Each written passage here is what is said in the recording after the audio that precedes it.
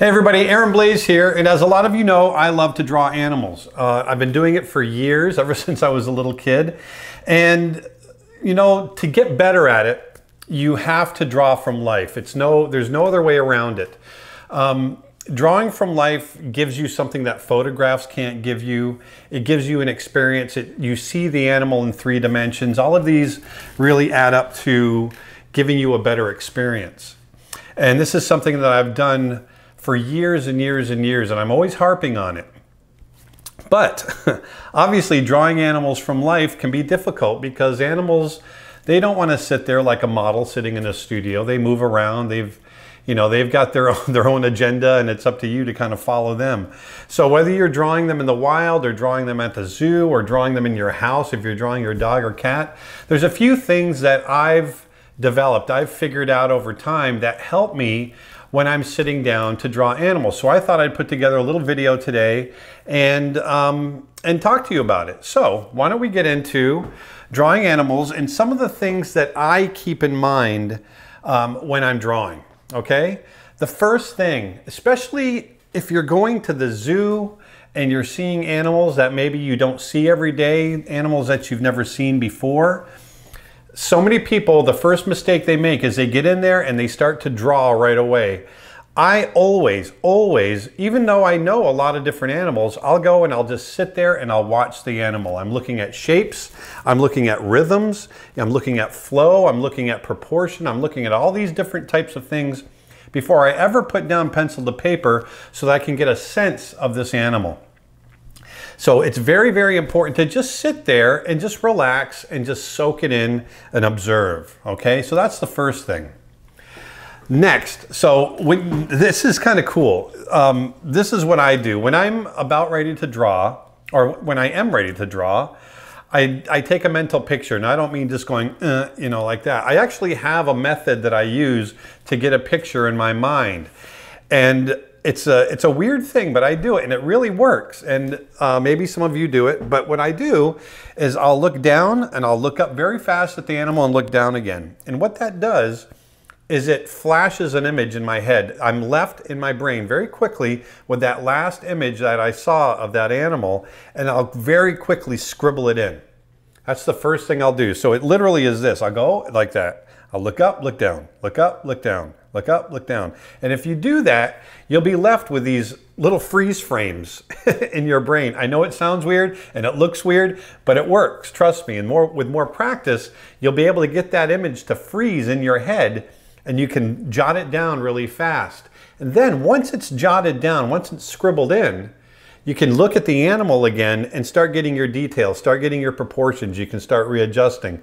But when you're drawing from life, especially with an animal that's moving, that's a great technique, is just taking that mental picture, that, and it works, trust me. This is another thing, and I get this a lot from people. So many people, especially like, for instance, when I'm doing my character design courses, people ask me, well, will you do a design course on animals? And the fact is, when I'm doing character design, it doesn't matter if it's an animal or a human, I'm using the same principles. The only difference that a lot of people suffer with drawing animals and doing animal design is that they don't have the anatomy knowledge. And so once you have that anatomy knowledge, then you just start using all the same principles. And so it's the same kind of idea when you go out to draw animals at the zoo. Is if you go in there with at least a basic understanding of animal anatomy, then that's going to help you, it's going to give you a leg up. And I don't mean, you don't have to be an expert on rhinoceroses and ostriches and tapirs and all these types of things.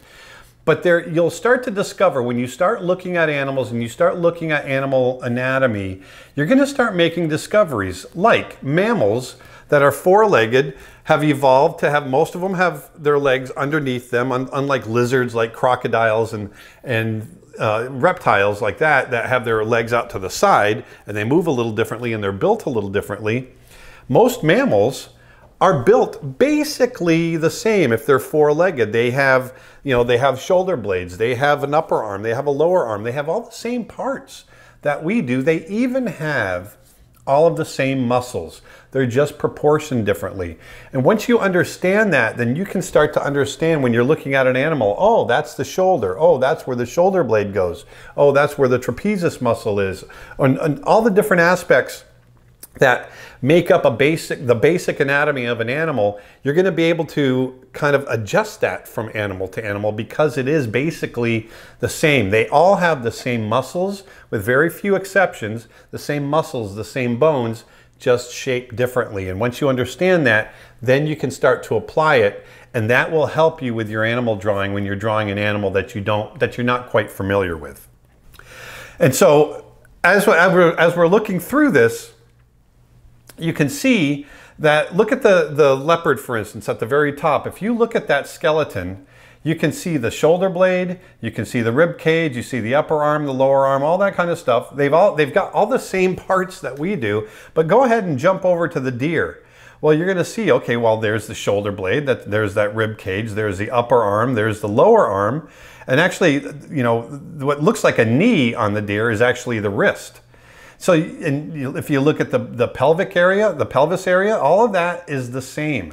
It's just proportioned differently. And if we were to draw the muscles onto this deer, you'd also see that they're the same muscles as on the cat as well. And so once you understand that, like I said, then that's going to make your animal drawing a lot stronger. And then all you're doing when you're looking at a specific animal is looking for those things that make it specific, and then you just adjust what you already know, okay? So the other thing is I'm always very conscious of proportion. Here are some cats that I drew, some cougars, and I'm always looking at head to body proportions. I'm looking at length. I'm looking at the gaps between legs, the belly length. I'm looking at tail length to body. I'm always comparing all the different proportions to make sure that the animal comes out accurate. So many times someone will start drawing, let's say at the head, and work their way back, and they end up with something that either has a tiny head or a giant head. And if you kind of start on one end and then start jumping around, which is what I do, I start jumping around just for that reason. I can better control my proportions. And so I'm always making sure that proportions are correct. This is the other thing. I'm always looking for the big shapes first. And then, you know, just like anything else, you go broad and then you start working towards the details. And it's the same thing with drawing animals at the zoo. In this case, here's a sleeping lioness that I drew. The first thing that I would have looked at is just that big overall oval shape sitting on the ground. And then from there, I would get into breaking it down to the rear leg shape, the shoulder shape with the head shape in there, slowly breaking it down. Then within the head, I find the eyes, and I find the nose, and I find the ears. Start broad and work towards the details. It's the same thing here. Everybody's seen, you know, you start with the ball and then add the details. Well, there's truth in that. Okay, and so in these bear head drawings that I did, all of these really started with a circle. When I first sit down to draw, I start with that circle, and then I start adding the parts, and it goes for the whole body as well. Okay. The other thing I do is I'll break up the body into different sections. The reason I do that is, one, it will help with proportions like we talked about earlier, but it's easier to control the drawing when I'm thinking about the different parts. And what I mean is, I'll usually think about the head, the neck, the shoulders and front legs, the body, the hips and back legs, and then the tail. I think of those as all separate elements. Keep in mind, I want to make sure that they flow together. But I always kind of see the animal in these distinct segments. It doesn't matter what kind of animal it is.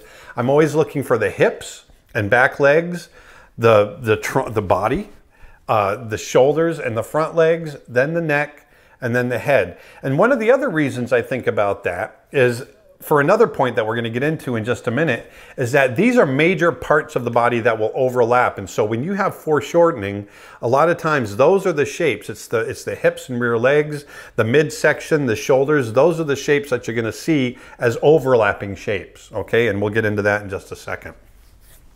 The next thing, I can't tell you how many people get in there and they just start drawing so tight.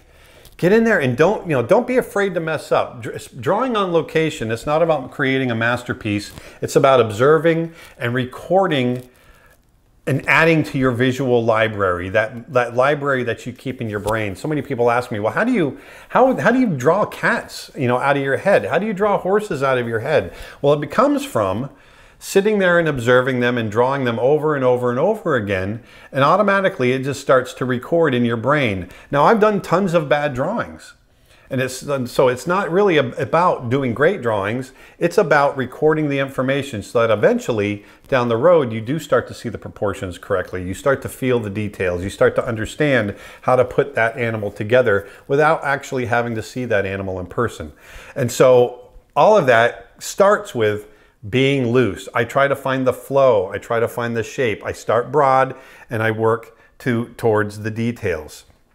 Here's an image of a lion that I drew. This is a lion that I saw on location in Africa. And you can see the very first line I drew right through that body. You can see that S shape, and I wanted to build everything on top of that. Don't worry about the details. Those will come later. Draw loose, draw broad, and then you can attach the details later.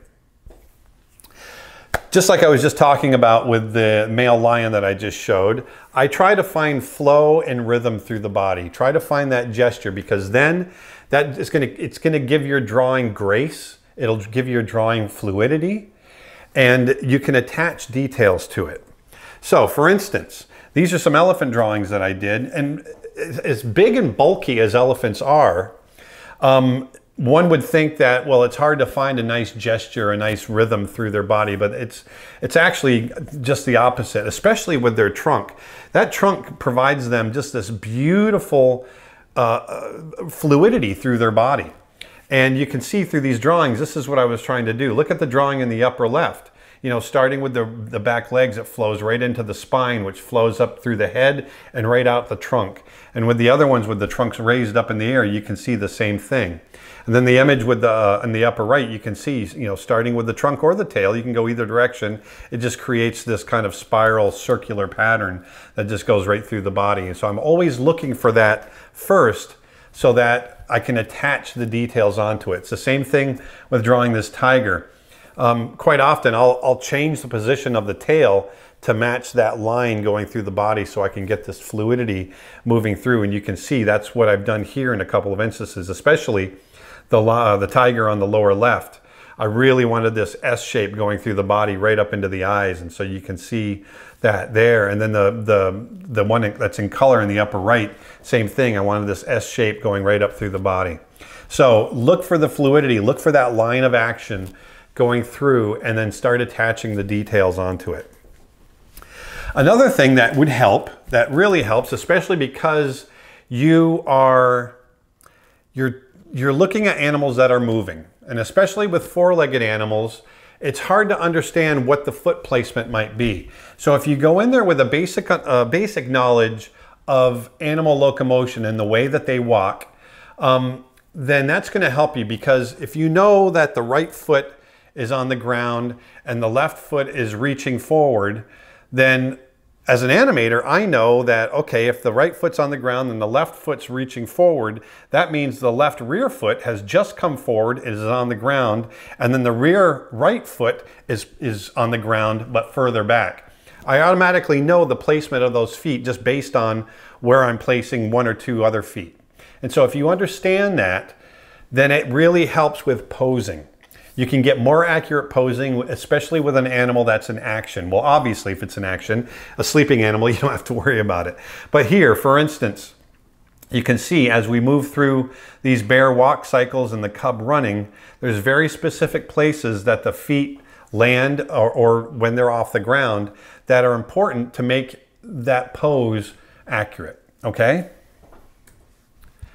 The next thing, especially when you want to draw foreshortening, I use overlapping shapes to keep the drawing from flattening out. Now, if you'll remember, when we were talking about breaking the animal up into sections, this is where this really comes in handy. And if you look, just like I broke it up before, we're looking at the head, the neck, the shoulders and arms, the midsection, the hips and back legs, and then the tail. Look at how they all overlap. These are the cues that will give your drawing depth, Okay, those are the big overlapping shapes, and you can really see it here with, you know, with the hips and back legs moving behind, moving forward or going back into space. We have the trunk and the back, and then it overlaps with the shoulders and the front legs, and then the neck, and then the head. That's really extreme, but it really shows what I'm trying to talk about. And so when you think about the animal in those terms, it's really going to make it a little bit easier for you to draw that depth. Now, important also not to, to make sure you're not drawing these really rigid segments. You want to make sure that it flows together. But if you think in these terms, then it's going to help your drawing. Here's another one that's not completely color coded. That's kind of the same thing. And you can see that this is where I'm, in drawing this lion, I was thinking about the different sections of the body, from the tail to the hips and back legs, the midsection of the body, shoulders and front legs, and well, in this case, the mane instead of the neck, and then the head. You can see all these shapes overlap. Now, the next thing I want to talk about is perspective. This is another thing that people get wrong a lot. And you get so caught up in trying to find the details of the animal, you forget that that animal is sitting in space, and it's sitting on a plane, which is the ground. Or maybe you're looking up, it's on a cliff or something like that. But you want to make sure that you have that perspective right. In this case, I'm just showing that, an animal goes back in space. Those hips are going to line up with the shoulders. If there's perspective affects everything, not just, so many people think about perspective and they think about, okay, horizon lines and vanishing points and buildings that, recede into the sky or recede into the distance. But the same thing applies if you're drawing people or animals. Perspective applies. I have a line that goes across, that connect my eyes, that connect my nose, that connect my mouth. And if I move my head, all of that moves. And it's the same thing with animals. As they move their heads, their perspective is going to change. So you want to make sure that you keep an eye on your perspective. You have them sitting on the ground and you're getting all the angles correctly and all the different parts line up within those angles, okay? The next thing, and this is something that I picked up in my animation career, getting clear silhouettes will help tell the story of your drawing. And what I mean is, here's some more elephants that I drew, and I purposely, on these particular drawings, I made sure to draw them so that you could see every leg. All the parts were clear and told so that you could see the story, see the pose, understand what's going on, all just from a black shape. That way, if you can understand that, then all the details that you throw inside are going to be just that. They're going to be details, and it's going to add to they're going to be frosting. It's going to add to the flavor of the drawing. But if you have a nice clear silhouette to start with, then the viewer doesn't have to fight hard. If everything's all contained inside of a blob and everything's overlapping, me going like this towards the camera is not as clear as you seeing me doing this, okay? That's a much clearer silhouette, and that's the idea that I'm trying to get across. Make sure that the silhouette is also helping to tell the story of whatever that pose might be, okay? The other thing I always try to do, and this really comes from my Disney days as well, is I try to find personality and emotion in my drawings. If you can give a little bit of character, we as humans, we automatically, or most of us do anyway, we automatically connect with animals and we project emotion onto them. We project character onto them. And so as an artist, I try to do that naturally. I do that naturally with animals. And so when I'm drawing them, I try to do that. And so in this case, here's a lion that's being threatened by something, and you can see he's backing up, and I wanted to show some terror. I wanted to show some personality, and I wanted to show some emotion in his eyes. Look at the line of action that I'm drawing through here, just to go back to another point, starting with the tail and moving up through the body. Also, in these drawings here, these are a bit more cartoony, but in doing these drawings, I was trying to find expressive poses, and because they're baby Asian elephants, which can be extremely playful, they're like puppies, I wanted to get that idea across. And so with each pose, with each expression, with each attitude, I wanted it to look like fun. I wanted them to feel like toddlers. I wanted the viewer to kind of project the idea of a young toddler. And so that's what I tried to do when I did these drawings. The other thing too, people will get caught up just in the details. And when I'm drawing animals, I'm looking for shape, I'm looking for you know, I never get in there as detailed as drawing hair, getting in there and drawing hair and hair and hair. So one of the things I recommend is just being tasteful with it. You can draw a few breaks in the edges of hair. You can show, if you're shading with a pencil, maybe draw some of your shading in the direction of the fur, but you don't need to draw every strand of hair. It's just not important.